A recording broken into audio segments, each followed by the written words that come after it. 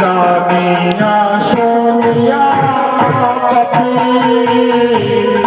আত্মঘাতী জানিয়া শুনিয়া আত্মঘাতী এই পতিত পাবন অবতারে যারা নিতাইকে না ভজল, গৌরকে না ভজল, সে জেনে শুনে আত্মহতি হলো। বেঁচে থেকেও সে মৃত যে গৌর গোবিন্দের ভজন করে না, শুধুমাত্র স্ত্রী পুত্র সংসার পরিবার আত্মীয় স্বজন বন্ধু বান্ধব যশ মান খ্যাতি প্রতিষ্ঠার জন্য দুর্নীতি করতে পারল, তাতে জীবনটা অতিবাহিত হয়ে গেল। তাই মহাজন বলছেন ভজন নিতাই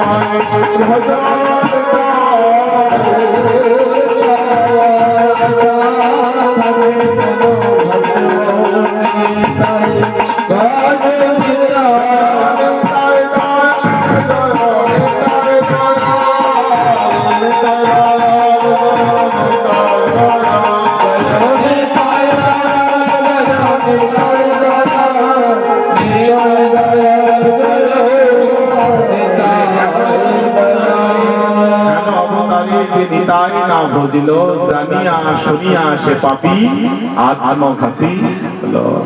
সুতরাং আগুনে দেবে লাগলেই আত্মহত্যা নয়, শুধু বিষ খেলে মরে গেলে শুধু আত্মহত্যা নয়, জলে ডুবে গিয়ে আত্মহত্যা করলে শুধু আত্মহত্যা নয়, জেনে শুনে এখন দুর্লভ মানব দেহকে যদি গৌর গোবিন্দের ভজন না হয় তাহলেও আত্মঘাতী। আর মা যখন আত্মহত্যা করলেন তখন তো ধন্যকারীর আনন্দই আনন্দ। এখন কি করেন, 5 বেশ্যার দূরে নয় একেবারে ঘরে নিয়ে আসলেন। ঘরে নিয়ে এসে 5 বেশ্যার সাথে দিন যাপন করতে লাগলেন। এখন রাজা ধন বসে খেলেও কি আর কুলায়, যত পণ্য সম্পত্তি ছিল সব শেষ হয়ে গেল। এখন ধন্যকারী কি করলেন, এই বেশ্যাদের জীবন যাপন করার জন্য চুরি করতে লাগলেন। কি করলেন, রাজার ঘরে চুরি করলেন। রাজার ঘরে ডাকাতি করে ধন সম্পদ দিয়ে আসলেন। বেশ্যাগণ ভাবছেন এত টাকা এত স্বর্ণ দানা যদি রাজা মশাই জেনে যায় তাহলে তো ওকেও গর্দান দেবে, যতটা আমাদেরও গর্দান দেবে। আর বেশিক্ষণ সময় নয়, 15 মিনিটের পরে আমরা বিশ্রাম রাখবো। তো এখন কি করা যায়, বলে একে মেরে দিতে হবে। মেরে দিয়ে আমরা সোনা দানা নিয়ে লুকিয়ে চলে যাবো।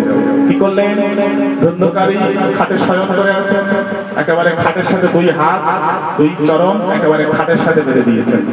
খাটের সাথে বেঁধে দিয়ে প্রহার করতে লাগলেন। প্রহার করতে লাগলেন ওই 5 বেশ্যা মিলে প্রহার করতে করতে যখন মৃত্যু হচ্ছে না, তাই কি করলেন, জ্বলন্ত উনানের অগ্নির কাষ্ঠ নিয়ে একেবারে গোকর্ণের মুখে ভরে দিলেন। আর ছটফট করতে করতে গোকর্ণ ছটফট করতে করতে ধন্যকারী দেহ রাখলেন। আর এই ছটফট করতে করতে দেহ রাখলেন, অপকর্ম করে দেহ রাখলেন, তাই প্রেত যদি প্রাপ্ত হলো। আর প্রেত যদি প্রাপ্ত হলেন তখন গোকর্ণ এ কথা জেনে যে ভাইয়ের মৃত্যু হয়েছে, পিতার মৃত্যু হয়েছে, জেনে তিনি গয়ায় গিয়ে পিতার উদ্দেশ্যে দাদার উদ্দেশ্যে পিণ্ডদান করে পুনরায় গ্রামে ফিরলেন। গ্রামবাসী বললেন, আপনাদের ওই ভিটায় আর যাওয়া যায় না, আপনি কৃপা করুন, উদ্ধার করুন।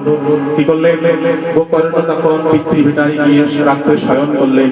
বিশাল ভূত পিশাচ রূপ ধারণ করে নানাভাবে গোকর্ণকে ভয় দেখাতে আসে, নানা রকম হাস্য করে, রং গঙ্গার ছাড়ে তখন গোকর্ণ করলেন নিজের কুমণ্ডল থেকে জল ছেড়ে দিলেন। যেই মাত্র জল ছেড়ে দিলেন সেই মাত্র শান্ত হলেন। জিজ্ঞাসা করলেন, কে তুমি এমন করে বিরক্ত করছো? তখন জিজ্ঞাসা পলাশ বললেন, আমি তোমার দাদা ধন্যকারী। দাদা, তোমার এই দশা? বললেন, আমি এমন অপকর্ম করেছি যে যার জন্য আমার এই প্রেতজনী হয়েছে। সব আমার অসহ্য যন্ত্রণা ভাই। জল খেতে গেলে জল পাই না, আহার করতে গেলে আহার পাই না, নানা আহারে এই নরক যন্ত্রণা আমি ভোগ করছি। ভাই, আমি একটু উদ্ধার কর। গোকর্ণ বললেন, আমি তোমার উদ্দেশ্যে তো গয়ায় পিণ্ডদান করেছি। বললেন, আমি এমন পাপ করেছি, তুই যদি 1000 বার পিণ্ডদান করিস তো আমার উদ্ধার নাই। তুই একটা উপায় বের করে আমার উদ্ধার কর। তখন গোকর্ণ ছিলেন সূর্যনারায়ণের পাশে। বললেন, দাদা, প্রভাত হলেই আমি সমাধান করছি। কি করলেন? প্রভাত কালে সূর্যনারায়ণের তপস্যা করতে লাগলেন। নমো জবা কুসুম সংকট সংকর্ষপয়ং মহাদুতে ধন্তারিণী সমপাপ হর্ষণং প্রণাতস্মি সূর্যনারায়ণের তপস্যা করছেন। সূর্য তো নিজ গতিতেই চলছে।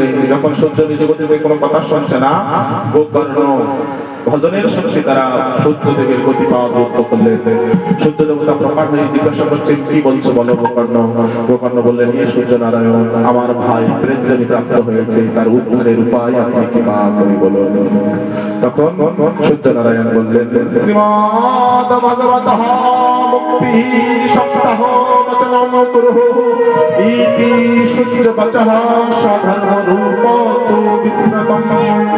শোনো গোকর্ণ, তোমার এই প্রেতজনী প্রাপ্ত যদি ভাইকে উদ্ধার করতে চাও তাহলে 7 দিন ব্যাপী ভাগবত সপ্তাহ পাঠের আয়োজন করো। তোমার ওই ভাই যদি 7 দিনেই ভাগবত কথা শ্রবণ করে তো ওই ভগবতের কৃপায় তিনি প্রেতজনী থেকে ভগবানের চরণ পাঠ প্রাপ্ত হবে। গোকর্ণ কি করলেন? গ্রামবাসীর সহযোগিতায় এই মনে ভাগবতের সবার আয়োজন করলেন। 7 পিঠা, সূর্যনারায়ণের কথা মতো একটা 7 পিঠা পাক করলেন। একটা আসন করে মন্ত্রপুর করে সেই আসনে ওই প্রেত আত্মাকে ওই বাঁশের গিটার ভিতরে প্রবেশ করালেন।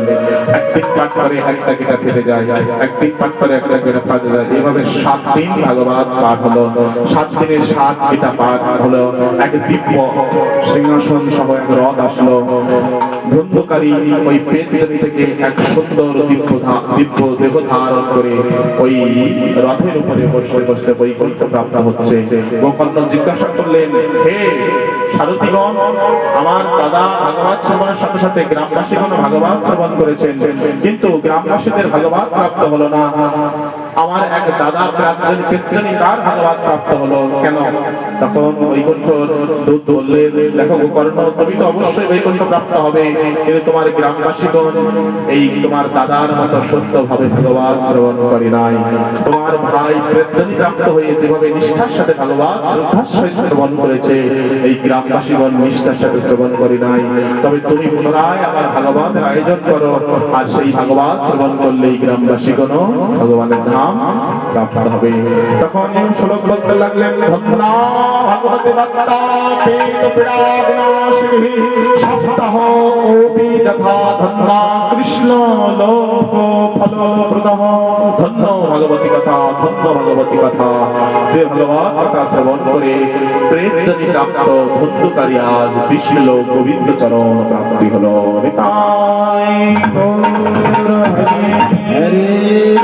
পরবর্তীতে গোকর্ণজি পুনরায় শ্রাবণ মাসের যথারীতি ভাবে আষাঢ় শ্রাবণ মাসে কষ্ট হয়, ওই শ্রাবণ মাসে গ্রামবাসীর সহযোগিতায় পুনরায় আবার ভাগবতের আয়োজন করলেন।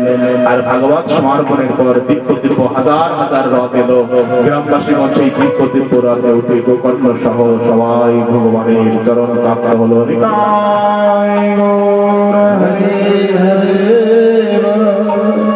আজ প্রথম দিবসের এই মাহাত্ম্য কথা আজ এখানেই ভাগবত বিশ্রাম রাখবো।